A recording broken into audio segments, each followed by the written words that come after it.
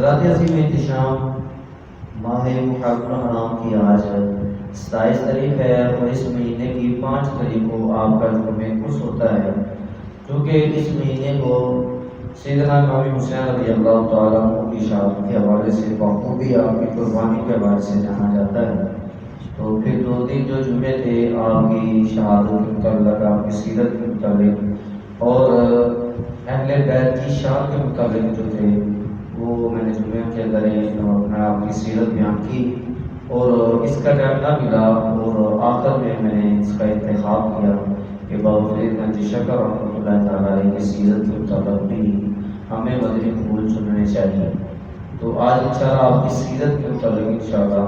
میں گفتگو کروں گا۔ بابا فرید گنج شکر رحمۃ اللہ تعالیٰ علیہ 571 ہجری بمطابق 1175 فتوار کی قصبہ میں پیدا ہوئے۔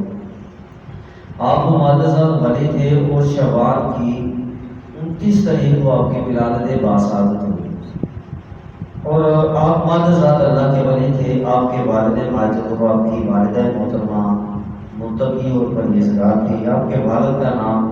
قاضی جمال الدین سلیمان تھا اور آپ کی جو ولادت ہوئی تھی ماہ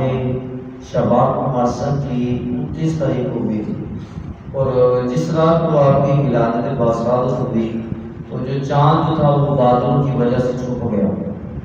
تو لوگوں نے اب بڑی کوشش کی لیکن چاند نظر نہیں آ رہا تھا اور مشکوک تھا کہ شاید رمضان کا دن چاند نظر آ گیا ہے یا شعبان کا 30واں اپنا چاند ہے۔ تو اس مشکوک مثلا ایک پریشانی کی بادل گرے ہوئے تھے، تو لوگوں نے کہا کہ کوئی حساب لگایا جائے، پتہ کیا جائے کہ کیا یہ رمضان کا چاند ہے یا شعبان محرم کی 30 تاریخ کا چاند ہے۔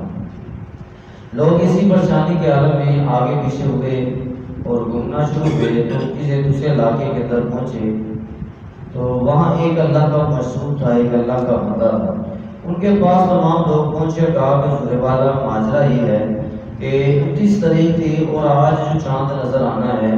وہ نہ جانے 30 کا ہے یا نہ جانے رمضان مبارک ہے، تو چلو ہمیں احتیاط کر روزہ رکھ لیتے ہیں۔ اس مشہور نے کہا کہ جو مشکوک روزہ ہوتا ہے جس کا کنفرم نہیں ہوتا وہ روزہ رکھنا جائز نہیں ہے،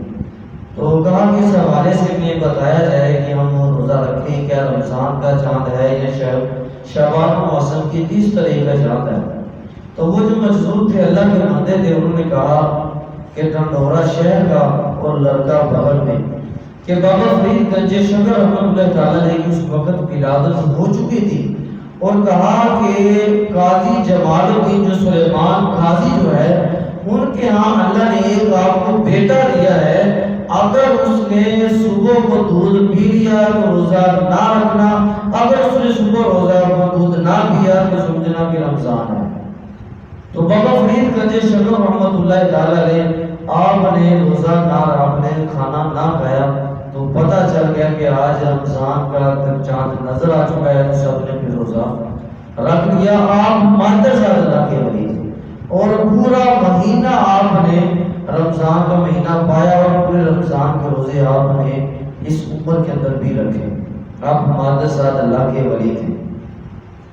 اور آپ کے بارے میں آتا ہے کہ آپ نے دینی تعلیم حاصل کی، پہلے گاہی تعلیم حاصل کی، پھر قصبہ اتھوال جو تھا وہاں آپ نے دینی اور دنیاوی تعلیم حاصل کی۔ آپ قرآن پڑھتے تھے اور چھوٹی عمر کے اندر ہی آپ نے قرآن کی حفظ کر لیا اور اس کے بعد دینی تعلیم کی طرف گامزن ہوئے، اور جب آپ تعلیم پڑھتے رہے، تھوڑی تعلیم پڑھتے گئے، تو آپ کا اللہ تعالیٰ کی بارگاہ کے اندر اللہ تعالیٰ کے ساتھ لگاؤ بڑھتا گیا۔ عموماً جب خود پڑھتا ہے تو دل لگاؤ کہ اس طرح کے معاملات نہیں ہوتے، اور ویسے ہی ایک پڑھ لیتے ہیں، اوپر سے پڑھ لیا اور اس کی گہرائی کے اندر ہی جاتے تھے۔ آپ چھوٹی عمر کے اندر ہی جب آپ دینی کتابیں پڑھتے تو اس کی گہرائی میں جاتے اور روتے اور زار بتار اللہ کے حضور رویا کرتے تھے۔ تو آپ کا یہ انداز تھا اور اللہ تعالیٰ سے آپ کا لگاؤ بڑھتا گیا، لیکن آپ نے کوتوال جو قصبہ شہر قصبہ جو تھا وہاں آپ نے ابتدائی اپنی تعلیم حاصل کی، لیکن ابتدائی تعلیم حاصل کرنے کے بعد ہائی تعلیم اور وسیع تعلیم کی جستجو کے اندر آپ نے ملتان شہر کا رخ کیا اور ملتان شہر تھا آپ کے علاقے، آپ کے زمانے کے اندر ملتان شہر جو تھا وہ علم کا خزانہ مانا جاتا تھا، علم کا مرکز مانا جاتا تھا۔ بڑے بڑے اللہ کے ولی اور بڑے بڑے سید مفتیان کرام جو تھے وہاں موجود تھے، اور لوگ دور دراز سے سفر کر کے ان کے پاس آیا کرتے تھے۔ تو آپ نے وہاں اپنی جو بقیہ جو تعلیم تھی وہاں اپنے ملتان شریف کے اندر آپ نے وہ حاصل کی، اور بڑی لگن کے ساتھ، اور چھوٹی عمر 18 سال کی عمر کے اندر ہی آپ نے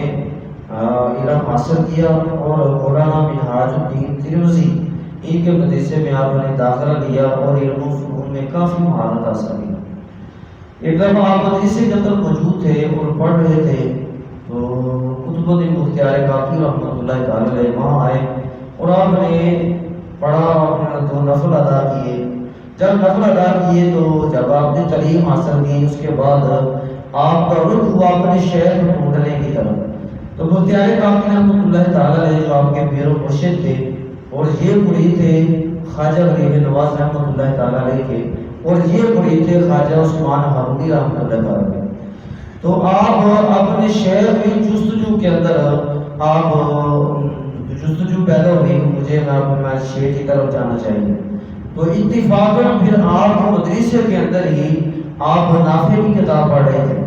اور پڑھتے جا رہے تھے۔ مختیار کاکی رحمۃ اللہ تعالی علیہ آپ کے مدرسے کے اندر آئے، تو جب مدرسے کے اندر آئے تو نفل پڑھ رہے تھے، آپ کا جو رخ ہوا آپ نے دیکھا